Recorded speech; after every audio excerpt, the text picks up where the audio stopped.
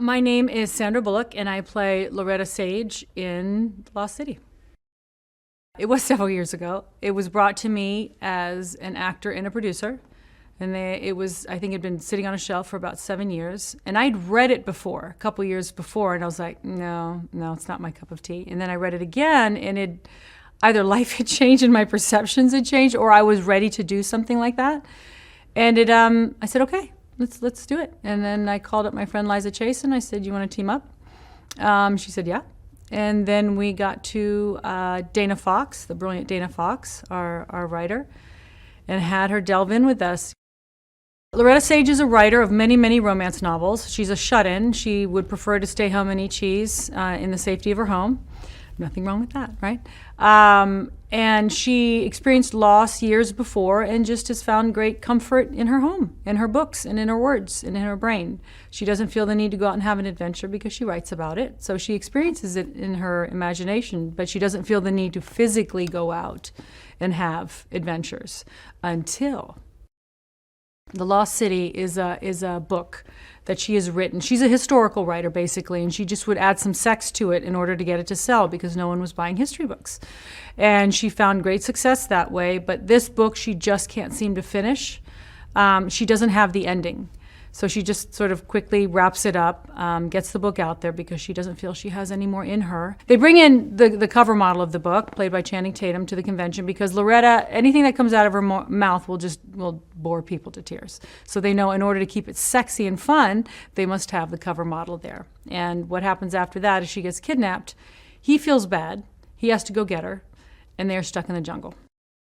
This was always an action adventure that had romance is the through line and seasoned with a bit of comedy. You know, we kept thinking, why do the films that have romance in them not have the comedy part with the adventure? Like you either have rom-com or you have action adventure. So we got a little ambitious, but we got ambitious because we knew we could pull it off. We knew it would be this funny because of the subject matter. You put oil and vinegar together, you're gonna have problems, and hopefully those problems are funny. You have someone who shouldn't be in nature. You have a cover model who is trying to be the hero to get the shut-in author out of the jungle, and neither one of them should be in any atmosphere other than a hermetically sealed building with air conditioning. I had to learn how to navigate in a onesie jumpsuit with a pair of heels in the jungle with no restrooms. For 12-hour days. So what you do is you don't drink water and you pray. That was my training. I did a lot of praying for the end of the day so that I could unzip the onesie and get out of it in the middle of the jungle. Here's the nice thing about Chan is that he's a physical comedian. He's a comic who physically uses his body to convey the joke. I understand that. That's how I operate. And it's so nice to have a partner that you feel, A, as comfortable as I did with Channing.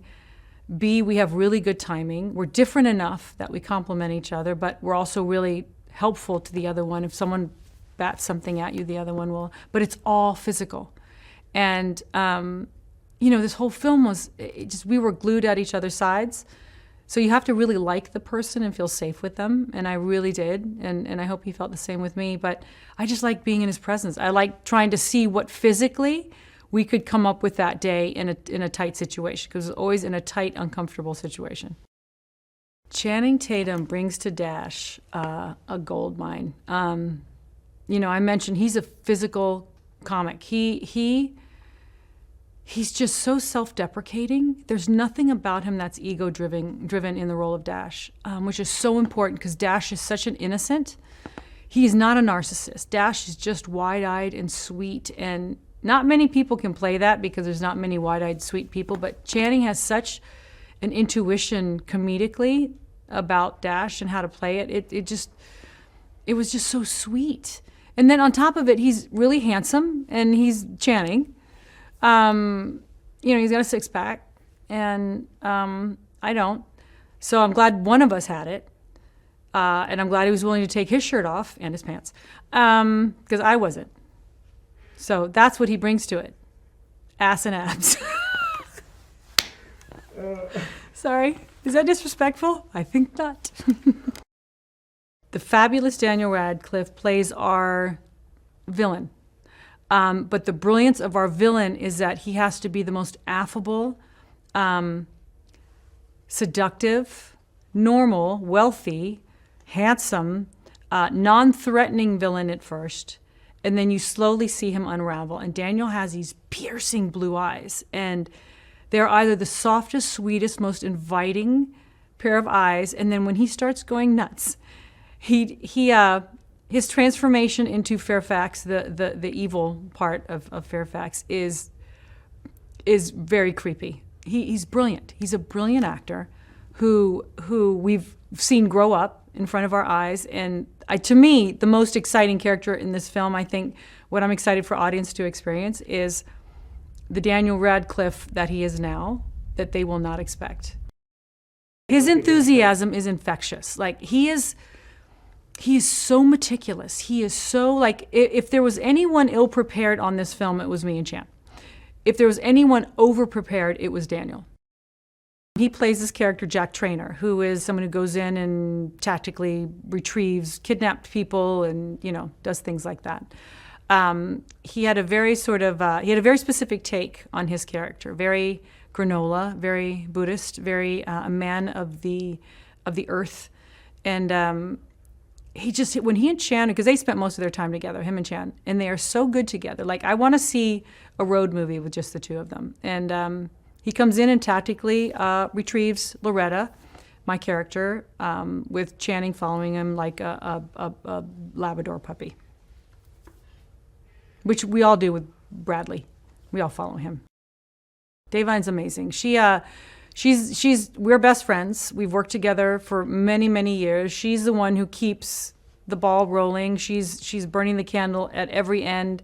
She's a businesswoman who's trying to make her mark, and she has the one client that she's put all her chips on, who is just unraveling, who is not living up to her end of the deal. But she has to also be super sensitive and kind about this woman who's just flailing. She's an aging writer who's just flailing. She just cannot get her groove. And the great thing about Davine's part is that she has to carry the energy, the urgency, and the comedy. And she does all three flawlessly. Patti, you just turn the camera on and just let her vomit out whatever she has in her head. And you are laughing, you are crying, you are shocked. I don't know how she does what she does, because she has a stream of consciousness in her comedy that can go so dark, and you find yourself laughing and you're like, is it okay to laugh? Like, she's really brave. She's really brave in her comedy, and she's brilliant when she's really still. Not a lot of people can pull a comedy off being super still and dry. And her and Beth together, her and Davine together, Davine's character Beth, and Patti's name is Allison. The two of them together are so good. We benefited from this really generous place, not just visually, but environmentally and emotionally. And it was an amazing journey of many puzzle pieces needing to come together, and that did come together to make a film that you want to see in the theaters, that you get this big, massive landscape, you get deep, meaningful storytelling, you get comedy, you get a lot of action, you get Bradley Pitt, you get Channing Tatum. Oscar was the first person I wanted to cast before we had anybody else cast. When we did this, I said, I told the writer, we need to write a part for Oscar. I need to be in his presence again. I didn't have enough to do with him, so we wrote Oscar before we actually hired him. So we wrote the role, realized there was another film coming after them. I was like, wait a minute, we write this for him and we haven't cast him? So he was the first actor on the list of casting. So this jumpsuit, as problematic as it was genius. Because had we been in the jungle and I was wearing something brown or khaki, something that was appropriate for the jungle, we would not visually have the film that we have now. We have a sequined jumpsuit that's in fuchsia, in this gorgeous greenery. You know where we are. There's not one second, I don't care how far that helicopter shot gets, you know where we are. We save money on visual effects because you know where we are. I'm like a walking disco ball. It's like the whole world saw me on satellite. The taxing thing was it's hot. You're in a jumpsuit. I'm going to be talking about the jumpsuit for the rest of my life, but would I have changed it? Hell no, because it was funny, it was inappropriate. Here was this woman with the stick up her butt who just couldn't get out of her own way. It was so tight and she just couldn't relax, and she was in a jumpsuit that she was forced into at the beginning of the film by her bestie. She said, just wear it for 2 hours. It's on loan. It'll make you sparkly. Somehow it will make her sexier. It didn't. And you just return it and we'll be done. Little did she know she would be kidnapped in the jumpsuit in a jungle in the Dominican Republic.